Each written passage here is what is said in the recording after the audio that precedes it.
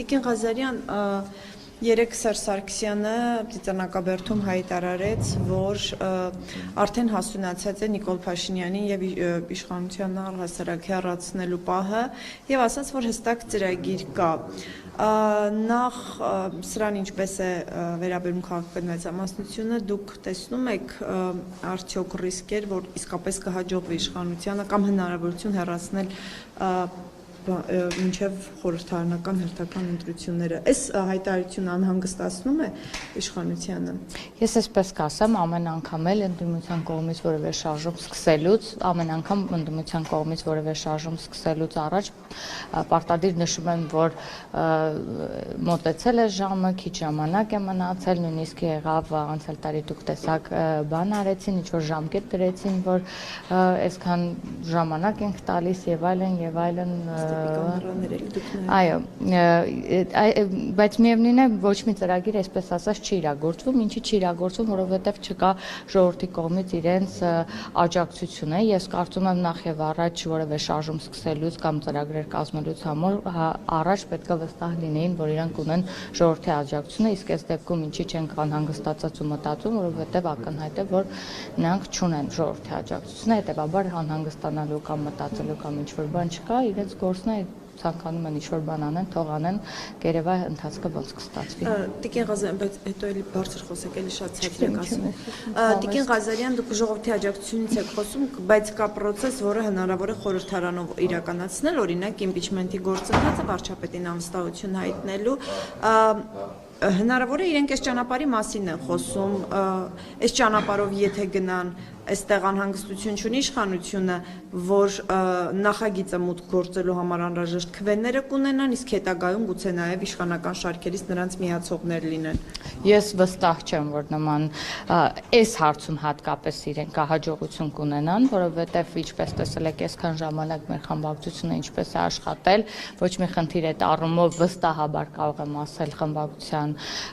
պատգամավոր, որպես որ խնդիր չենք առաջանա, բայց իրենց դեպքում են, որ ասում են թող փորձեն, թող համոզվեն եւս մեկ անգամ։ Բայց դուք ինչու եք բացառում, օրինակ Սերժ Սարգսյանն էլ երբ որ ընտրվեց վարչապետ, այդ ժամանակ ոչ ոք չէր կարող ենթադրել, որ կգտնվեն օրինակ հանրապետականում պատգամավորներ, որոնք կքվեարկեն Նիկոլ Փաշինյանի վարչապետ դառնալու օգտին։ Գուցե այս դեպքում էլ իրենք, այսինքն Սերժ Սարգսյանը պնդում է, որ ծրագիր ունեն, գուցե ունեն այնպիսի մի ծրագիր, որի արդյունքում ձեր շարքերից պատգամավորներ կմիանան, իրանց ո՞նց եք սա բացառում դուք։ Ես բացառում եմ, քանի որ շատ լավ գիտեմ մեր թիմին։ Ես բացառում եմ, որովհետև երբեք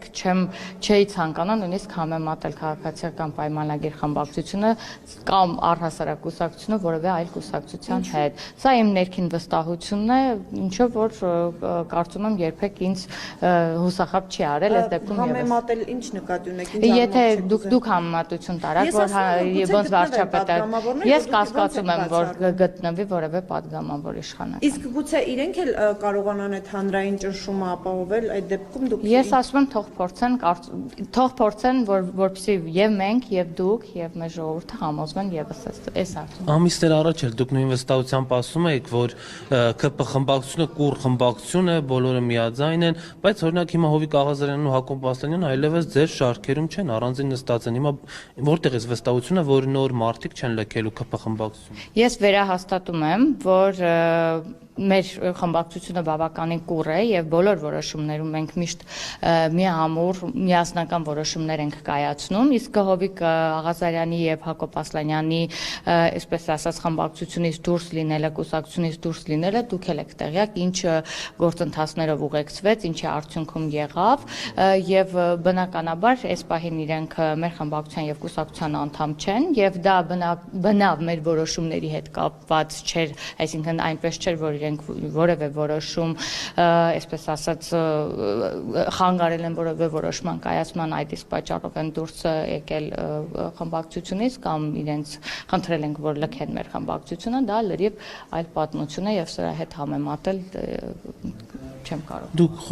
խոսեցիք նաև ժողովրդի աջակցությունից, օրինակ անցած տարի մայիսի 9-ին հրապարակում բազմահազար մարդիկ ովքեր հավաքվել էին, դա աջակցություն չէր ընդդիմության։ Դե եթե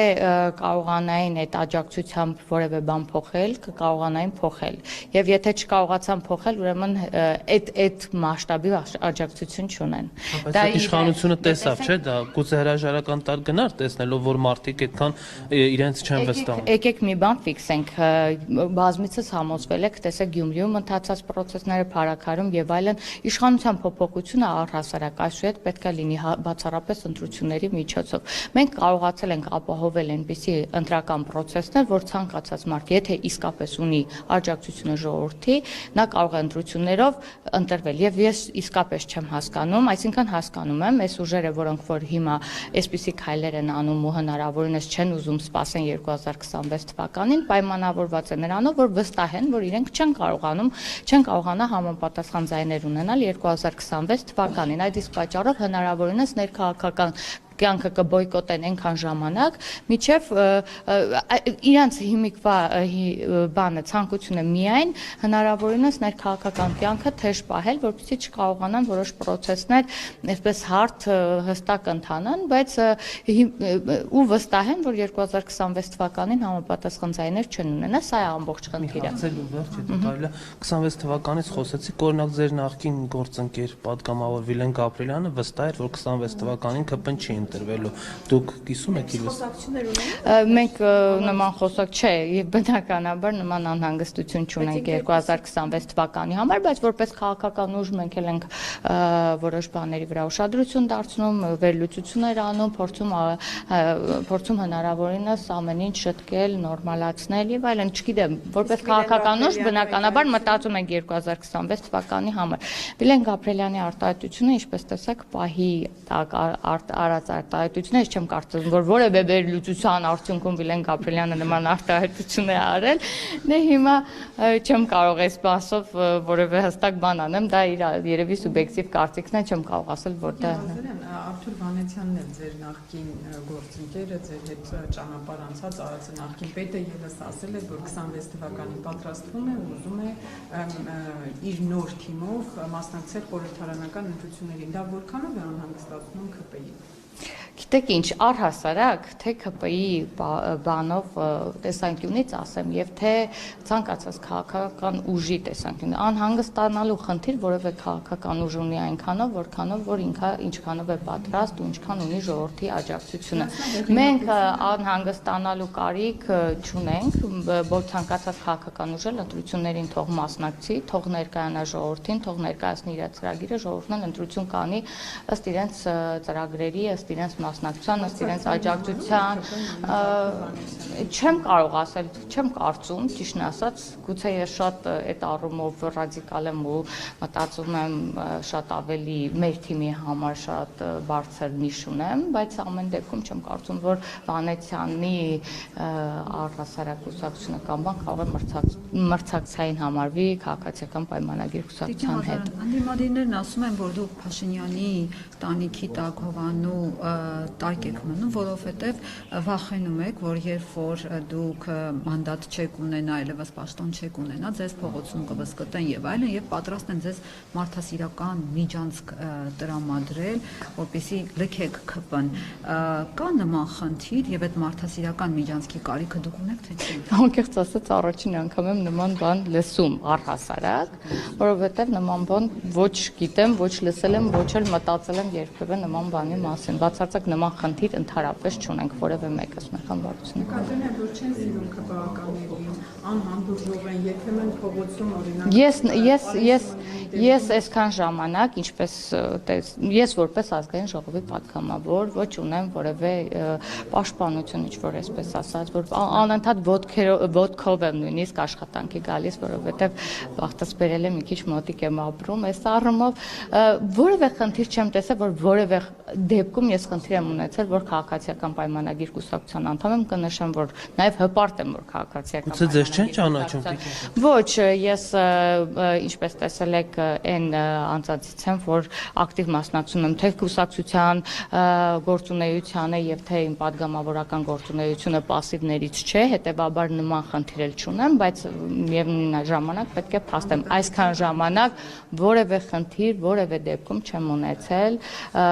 նույնիսկ վերաբերմունքի խնդիր չեմ ունեցել, որ կուսակցական պատկանելիության պատճառով ունենամ, ընդհակառակը բացի լավ վերաբերմունքից որևէ խնդիր չեմ Իսկ Տիկին Ղազարյան, որ ասում եք, որ այդ ուժերը ընդդիմադիր դաշտի փորձում են մինչև ընտրությունները որոշակի process-ներ սկսել, քանի որ համոզված են չեն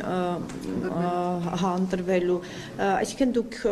վստահ եք, որ քաղաքացիական պայմանագիրը կրկին 50+ ձայն է ստանալու խորհրդարանական հերթական ընտրություններին։ Տեսեք, կանխատեսումներ չեմ ցանկանում անել, բայց այնուամենայնիվ այդ խմբակները, որ փորձում են ներքաղաքական կյանքը անընդհատ ողջորել, նրանց մի հիմնական միտումը, ես կարծում եմ նրա համար այն գործընթացները, որ Հայաստանի Հանրապետությունում կատարվում է,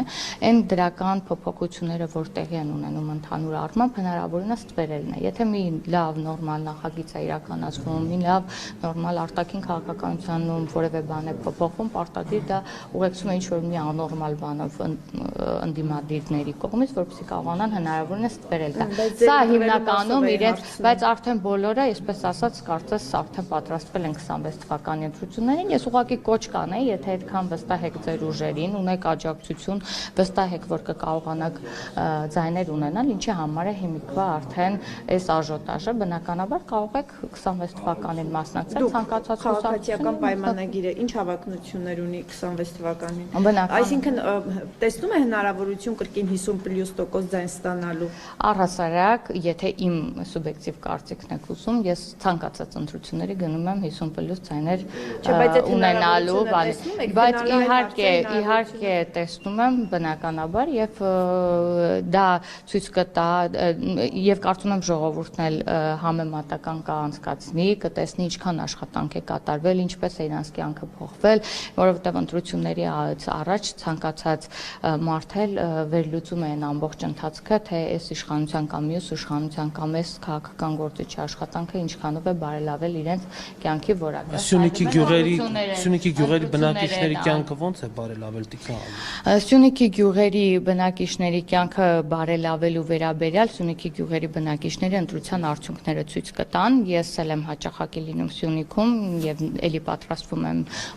մոտ օրերս գնալ, հասկանալ ինչպեսի տրամադրություն է, ոնց են, ինչի կարիք ունեն եւ այլն։ Մեր падգամավորներն էլ շատ ակտիվ են այդ գյուղերում եւ ես կարծում եմ բավականին ցանկացած մարզ մտնելուց ես ինքս էլ նկատում եմ բավականին փոփոխությունում ցանկացած գյուղում եւ համայնքում։ Կարծես Հայաստանի Հանրապետությունը լուրջ եմ ասում ամբողջ տարածքով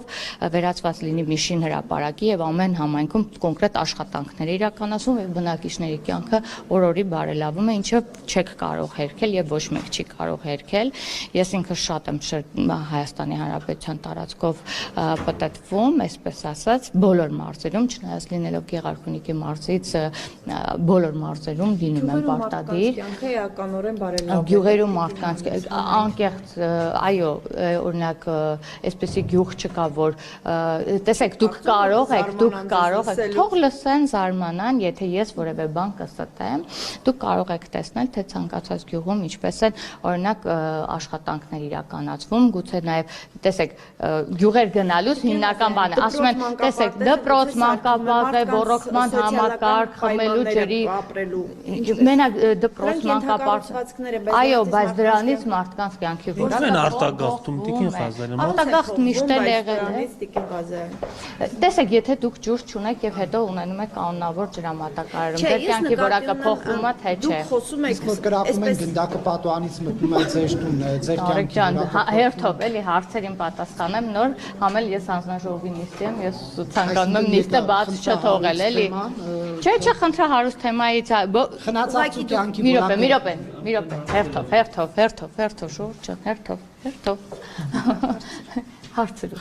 Խնացածու կյանքի որակը փոխվում է թե չէ, երբ որ նա տանը պարկած թշնամու գնդակը մտնում է սենյակ։ Տեսեք, դուք հիմա մի հարց եք ինձ տալիս, որը որ ասենք վերջին դեպքով տեղի ունեցել, բայց ամբողջ ընթացքում ասենք